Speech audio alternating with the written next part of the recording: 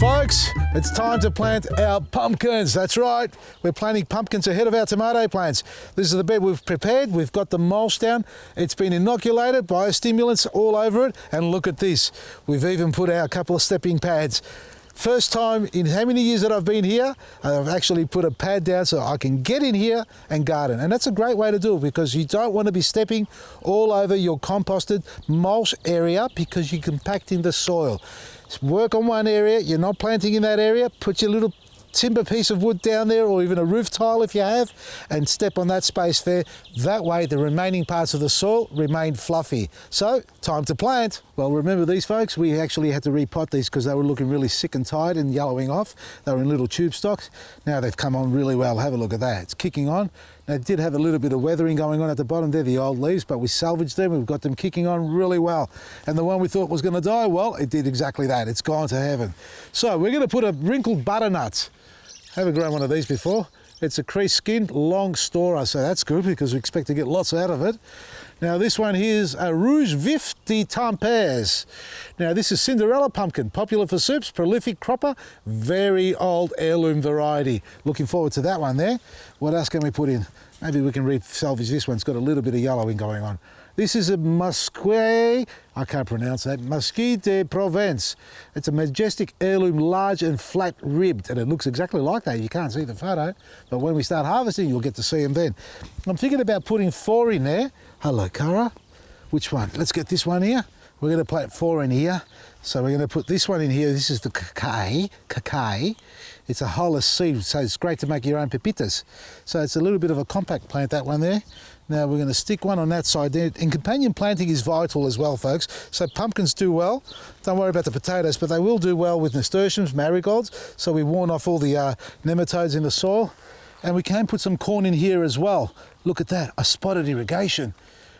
That's a rarity in this garden bed. So we've got irrigation every 30 or 40 centimetres. I'm going to plant, all right, we'll stick one on this side in between the irrigation. Some people like having the drip line sitting over the top of the plant, right next to it. I actually like dripping to the sides of each of the plant so it makes the roots grow out and go towards where the moisture is. Now, this is a big bed, but over the course of the next 4 to 6 weeks, it's going to look mighty small. They're going to grow everywhere. Another one in here, like that. They're far enough apart. And we're going to do the leap of faith. Oi! Now, this is the elephant garlic.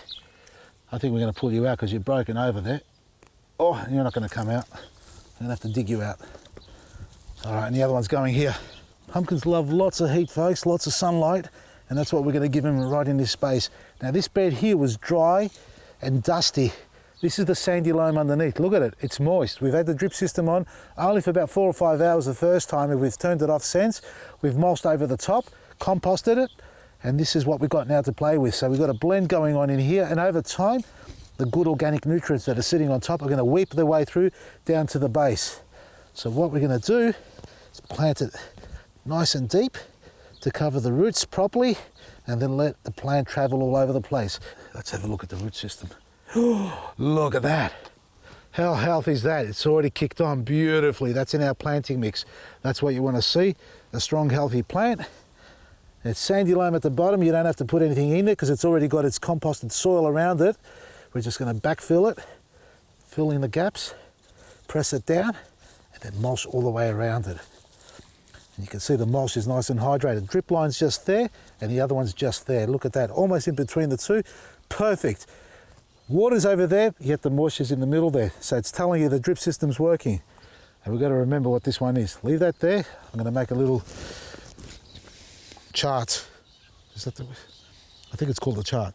I'm going to make a little chart for them so I can remember what one's what. Does that make sense? When it comes to watering the plant, overhead watering is good once the plant has established itself in the ground and it's a healthy looking plant. And I wouldn't recommend watering it at the early stages over the top. Well, not too much. It wouldn't hurt in the early hours of the morning as the sun starts to warm up, but not in the heat of the day, because you can cause a little bit of burning. Beautiful roots. Delicious. That is actually a strong plant. These are going to go nuts. Still a bit dry at the bottom here. Needs a bit more watering. See that? You can see how dry it is. we're going to soak these in now once I finish planting and use some of our Eco Butch and Liquid Gold as well. Hopefully that will just, but it's not as dry as it was. It was a little bit dry, but you can still see there's moisture through there, not entirely through. You can do with a little bit more of a drip system. Healthy roots, very healthy roots. We've got pumpkin seeds in here too. Oh, that's where it came from. What do we got here? We've got babies. It's going to give birth soon. A little bit early, but it got smashed over, so it needed another couple of weeks, 3 or 4 weeks before it's ready. But see all these little babies here? That's what we take off, and then we plant them again. So this is how you multiply your elephant garlic, folks. This is fantastic. Oh, looking forward to that. Just take them off like that carefully. Oh, come back, rest them aside, and we'll just put them in there. Maresi. Pumpkins will grow in sandy soil quite well and quite successfully, and they can tolerate a little bit of dryness, although you don't want to keep them too dry for too long a period. And in the past when I've grown them here, they've really covered this entire area. And after that first year, I think we went into a culture shock of how many pumpkins we harvested out of this place. And plus the fact it covered 2/3, well not 2/3, 1/3 of these gardens here, the lawn areas. So I pulled back on growing pumpkins since then. So I'm back into it. I've got 4 in here, which is quite a lot, in fact, I think, by the way, if I go over the path of growing.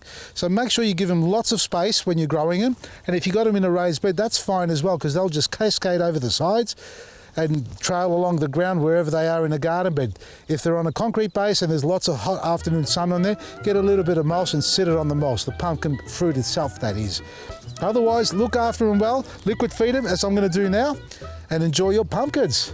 And in this bed here, I'll be planting some tomatoes and corn and nasturtiums and marigolds. Companion planting is the way to go, folks. Don't just fill it up with pumpkins. We've got some potatoes in there as well.